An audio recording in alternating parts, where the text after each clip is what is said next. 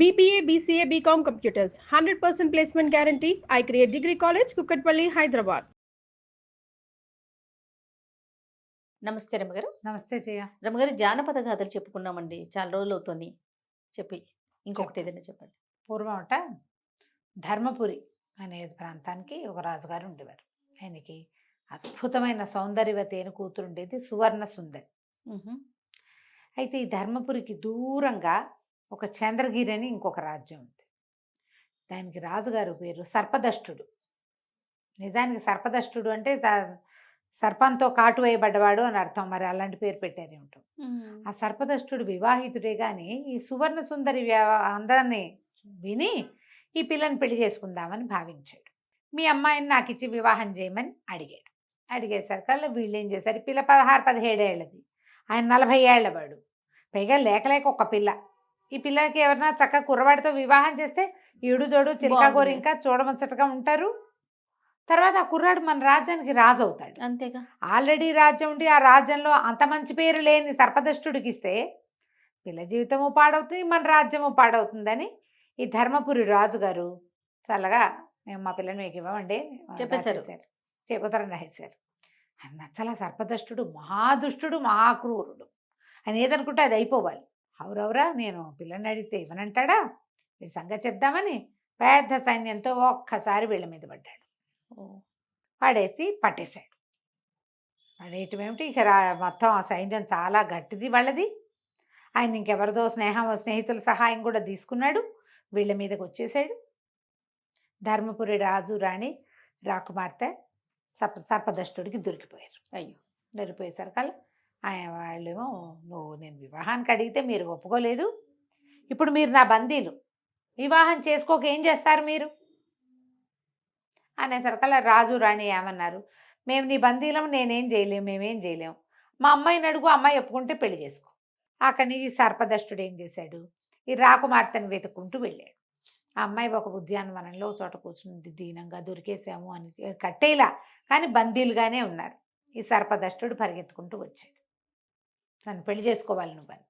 ఈ అమ్మాయింది, చచ్చినా చేసుకోను, నువ్వు దుర్మార్గుడివి, నువ్వు పెళ్లి సంబంధం పంపించావు, మేము వద్దనే హక్కు లేదా మాకు, మా నాన్నకి తన పిల్లని ఎక్కడివ్వాలో ఆయన నిర్ణయించుకునే హక్కు ఇవ్వవా, నిన్ను పెళ్లి చేసుకునే బదులు నరమాంస భక్షకుడైన రాక్షసుడిని పెళ్లి చేసుకోవటం నయము, నువ్వు దౌర్భాగ్యుడివి అని తిట్టింది.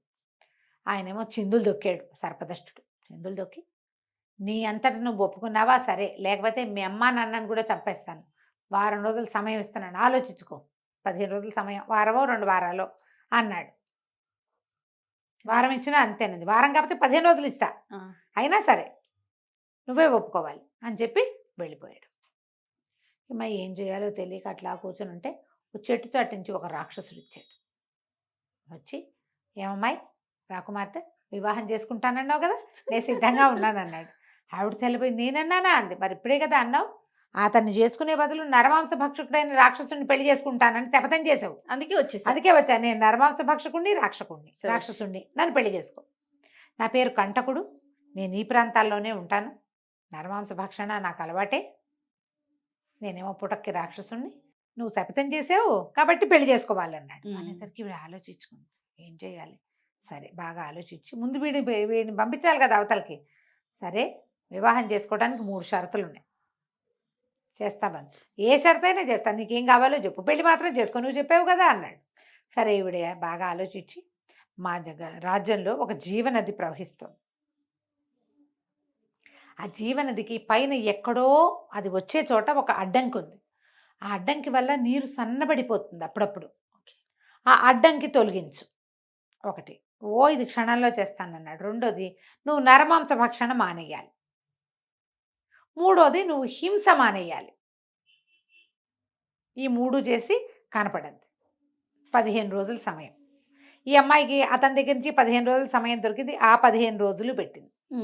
ఈ వెళ్ళటం ఏమిటి, ఈ రాక్షసుడు వెళ్ళిపోయాడు, కంటకుడు వెళ్ళిపోయాక ఏమైంది, 1 గంట 2 గంటల్లో వీళ్ళకి కబురు వచ్చింది, జీవనది విపరీతంగా జలాలు వచ్చేస్తున్నాయి పైనుంచి అని. అతను వెళ్ళిపోయి ఆ పైన ఎక్కడో ఒక కొండరాయి అడ్డం ఉంది, పైనుంచి పెద్ద ధార వచ్చేటప్పుడు వస్తుంది, అక్కడ ధార సన్నబడింది అనుకో, ఆ రాయి అడ్డం పడి ధార కిందకి రాదు, నీళ్ళు సన్నగా వస్తాయి. ఆ ఈడు బలంతో ఆ రాయి కాస్త తీసేశాడు. ఇక వచ్చేస్తున్నాయి నీళ్లు. ఈ రాజు రాణి రాజకుమార్తె బిక్కుబిక్కుమంటూ కాలక్షేపం చేస్తున్నారు. కొద్ది రోజుల తర్వాత 15 రోజులు అయింది. ఈ కంటకుడు వచ్చాడు. రాజకుమార్తె ఇది అంతఃపురంలో కాదు, ఉద్యానవనంలో కూర్చున్నప్పుడు వచ్చాడు. చిక్కిపోయాడు. ఇదేమిటి ఇలా అయిపోయావు అంది. మరి నువ్వు పెట్టావు కదా నరమాంస భక్షణ మానేయమన్నావు, నరమాంసం లేకపోతే బలంగా ఎలా ఉంటావు? ఏవో తింటున్నాను, హింస మానేయాలన్నావు, మాంసం కూడా మానేశాను, ఆకులు అలమలు తినేసరికి సన్నబడిపోయాను. మనం కూడా అంతే అంతే. అవి ఇవి విరుచుకు తింటాం మానేస్తే సన్నగైపోతాం. ఇందులో నరమాంస భక్షణ కూడా చెప్పారు చూసావా, అంతే పక్క వాళ్ళని పీక్కు తింటాం మానేయాలి. అప్పుడు సన్నబడిపోతాం.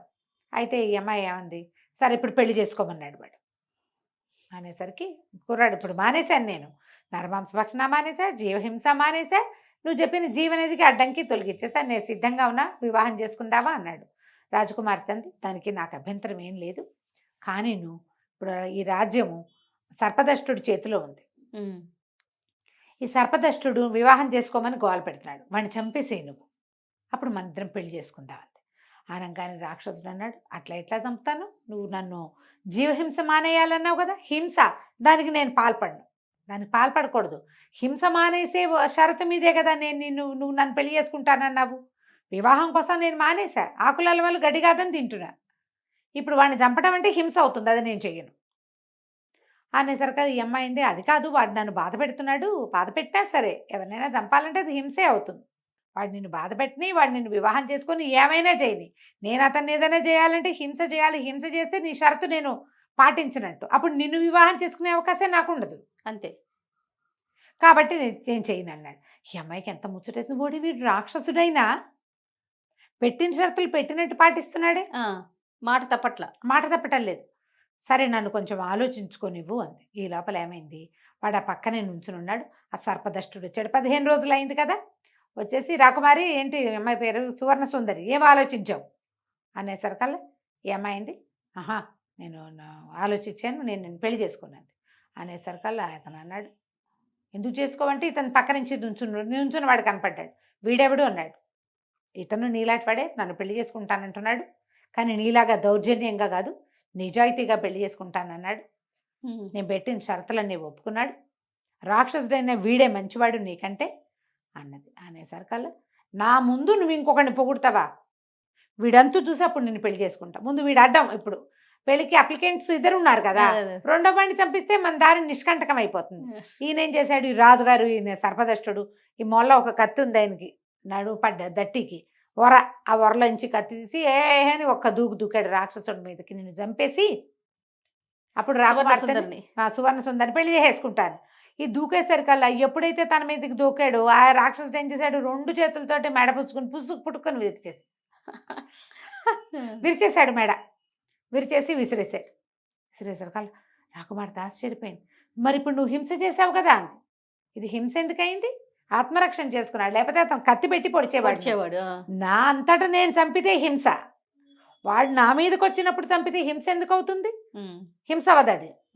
ప్రాణరక్షణ ఏ జీవైనా చేసుకుంటుంది. ఇప్పుడు పులో సింహమో కొమ్ములు అన్నది ఏదైనా ఊరుకుంటుందా, అదే కదా, ఊరుకోదు, తిరగబడుతుంది. కుక్క కూడా కైమని పొట్టాడుతుంది మనం కొడితే దాన్ని. అనేసరికి ఏమై వీడికి ధర్మ సూక్ష్మాలు కూడా తెలుసు. సరే పట్టు, నువ్వు చాలా తెలివిగలవాడివి, నీకు పద్ధతి ఉంది, నీకు ధర్మం కూడా తెలుసు, పట్టు నేను నిన్ను వివాహం చేసుకుంటానని ఒప్పుకుని ఇక అక్కడి నుంచి పద మా నాన్నగారి దగ్గరికి వెళ్దామని ఆ కంటకుడు చేయి పుచ్చుకుని రాజుగారి దగ్గర తీసుకెళ్ళింది. వాళ్ళు నడిచొస్తూ హడిలు చచ్చారు జనమంతా. వీడు పెద్ద ఇంత పొడుగాటి వాడు, పళ్ళు కూరలు, ఒక అందంగానే ఉన్నాడు లావుగా, అప్పుడు ఉన్నంత లావు లేడు, కానీ వాడు రాక్షసుడి కూరలు కొమ్ములు, వాడి బట్టలు, వాడి నడక అన్నీ కనపడుతూనే ఉన్నాయి. అందరూ ఆశ్చర్యపోయారు. రాజుగారి దగ్గరికి వెళ్ళి చెప్పింది, నాన్న ఇతను కంటకుడు అనే రాక్షసుడు సర్పదష్టుడిని సంహరించాడు అనగానే ఆశ్చర్యపోయారు అక్కడ ఉన్న సైనికులు. అయ్యో మా రాజుగారు చచ్చిపోయారని, వాళ్ళ రక్షణలో ఉన్నారుగా, వాళ్ళందరూ పరిగెత్తుకుంటూ పోయారు. తీరా చూసి చచ్చిపోయిన రాజుగారికి చచ్చిపోయాడంటే వాళ్ళు ఓడిపోయినట్టే. ఏం చేస్తారు, సేనలన్నీ పుచ్చుకుని వాళ్ళు వెనక్కి వెళ్ళిపోయారు. వీళ్ళ రాజ్యం ప్రశాంతంగా అయిపోయింది.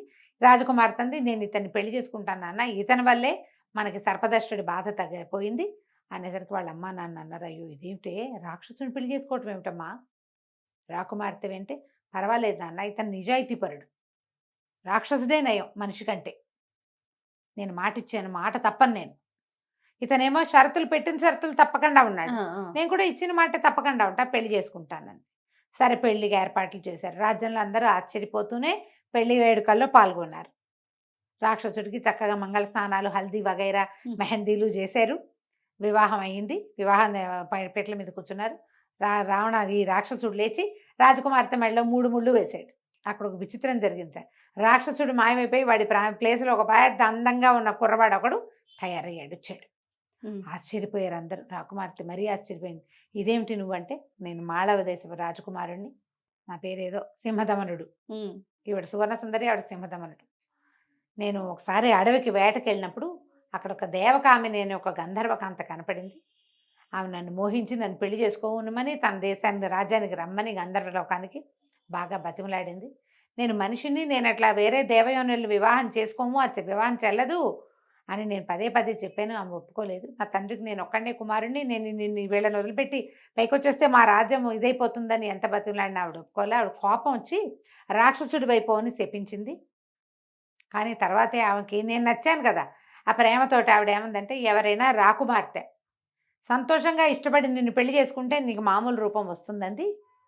బాగుంది. అందుకనే నేను ఏమంది నరరూప రాక్షసుని పెళ్లి చేసుకుంటా అంది కదా, నరమాంస భక్షకుణ్ణి.